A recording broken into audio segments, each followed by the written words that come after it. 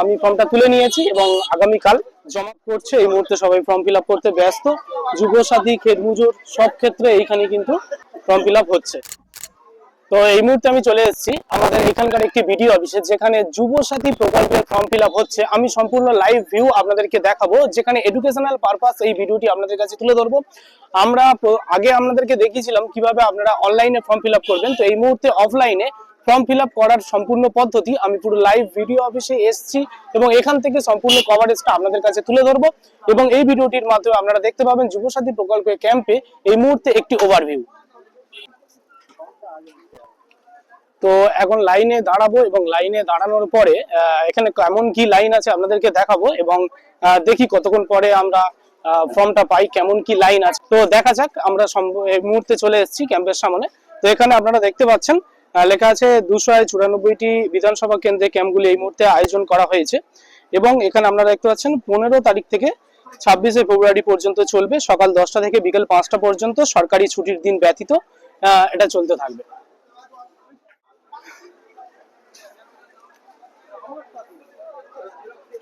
তো আপনারা দেখতে পাচ্ছেন আমি তো এই লাইনটা তো আচ্ছা, এই একটু সামনে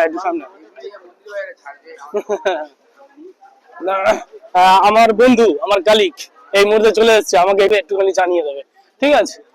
তো এই ক্যাম্পটা কি? আচ্ছা, এটা ক্ষেত মজুরের ক্যাম্প। এখানে ফর্ম নিচ্ছে আর ওপারে জমা হচ্ছে, আর ওই সাইড গুলো আর আমাদের যুবসাথীটা কোথায় দিয়েছে? যুবসাথী ওরা অঞ্চল ভিত্তিক হচ্ছে, মানে ঘাটের যে 10টা জিপি পুরো আলাদা আলাদা পুরো ইয়ে আছে, তাই তো? ঠিক আছে, চলে এসছে। এখানে যারা ক্ষেত মজুর সহায়তার ক্ষেত্রে, কৃষি ক্ষেত্রে যে সহায়তাটা দেওয়া হবে ক্ষেত মজুরদের জন্য, সেটাও কিন্তু এখানে লেখা আছে, আপনারা অন স্ক্রিনে দেখতে পাচ্ছেন। সেটাও কিন্তু এই মুহূর্তে এখানে চলছে, ঠিক আছে? তো এখানে সবাই বসে বসে আপনারা দেখছেন সবাই ফর্ম ফিল আপ করছে। এই মুহূর্তে সবাই ফর্ম ফিল আপ করতে ব্যস্ত। যুবসাথী, ক্ষেত মজুর সব ক্ষেত্রে এইখানে কিন্তু এই মুহূর্তে ফর্ম ফিল আপ হচ্ছে, ঠিক আছে? আপনারা এই মুহূর্তে ওভারভিউ দেখতে পাচ্ছেন।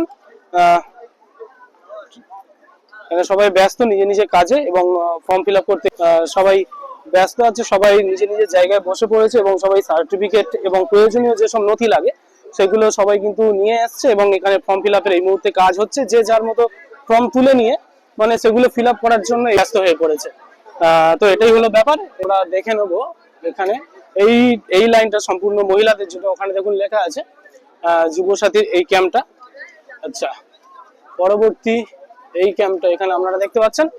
তো এখানে জিপি ওয়াইজ আলাদা আলাদা কিন্তু করা হয়েছে। এখানে প্রত্যেকটা জিপি ওয়াইজ আলাদা আলাদা কাউন্টার আছে। সেই কাউন্টার থেকে আপনারা প্রত্যেকটা জিপি অনুযায়ী যেসব মানুষরা আসছেন দূর থেকে, তো তারা এখানে লাইনে দাঁড়াতে পারবেন। এটা হলো মোটামুটি একটি ওভারভিউ আপনারা দেখতে পাচ্ছেন। তো সঞ্জয়, জিপি কোনটা তোর? এইটা তো, এই জিপি। তো এখান থেকে তো যুবসাথীর ফর্ম দেওয়া হচ্ছে, তাই তো? কালকে কটা থেকে? আবার সকাল 10টা থেকে? 18 তারিখে সকাল 10টা থেকে। ঠিক আছে। তো বললো কি নেওয়া যাবে এখন কোনো ভাবে?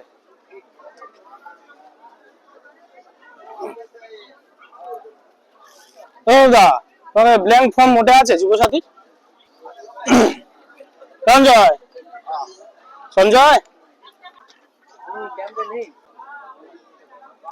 আচ্ছা, এটা ডিক্লারেশন ফর্ম,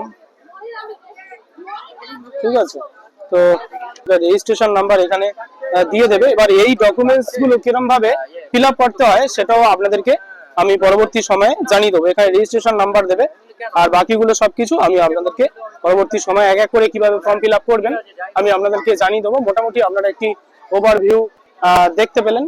তো আশা করি আপনারা বুঝতে পারছেন ক্যাম্পের এই মুহূর্তে কি পরিস্থিতি আছে।